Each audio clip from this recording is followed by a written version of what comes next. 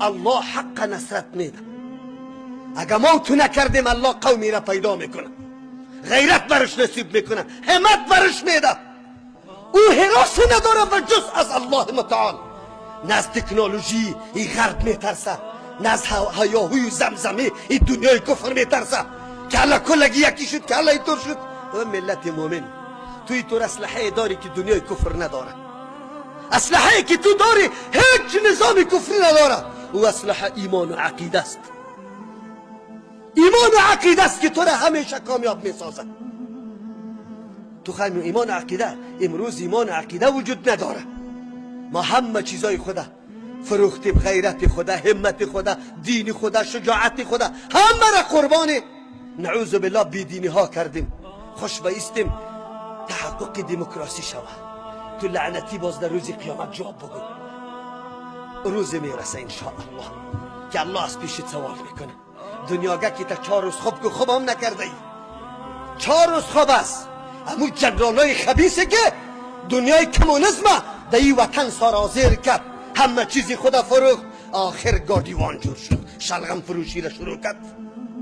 الله سلیلت کرد. از لعنتی از لنگی و ریش بد میبردی، لنگی و ریش اله کردی. خدا مولا امام مساجد هم جور کرده می کمونستا. امروزی غربکی ها، ای غلامای غرب، ای سکشویا، ای مردمایی که سالا نعوذ بالله شیری امی غرب خورده، امروز آمده خدا بالا میکنه.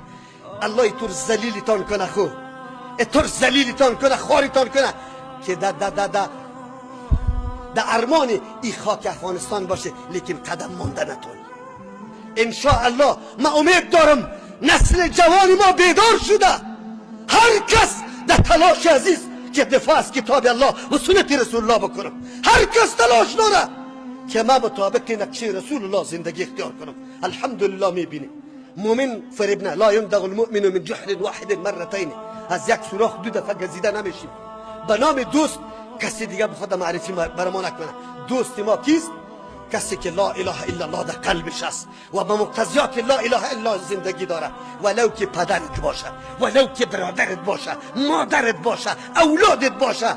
اگر این کلمه در قلبش جا نداشته باشه، به مقتضیات این کلمه زندگی نمیکنه، هستم رایتان قطعا مردود است، ملعون است، اعلان براءت است.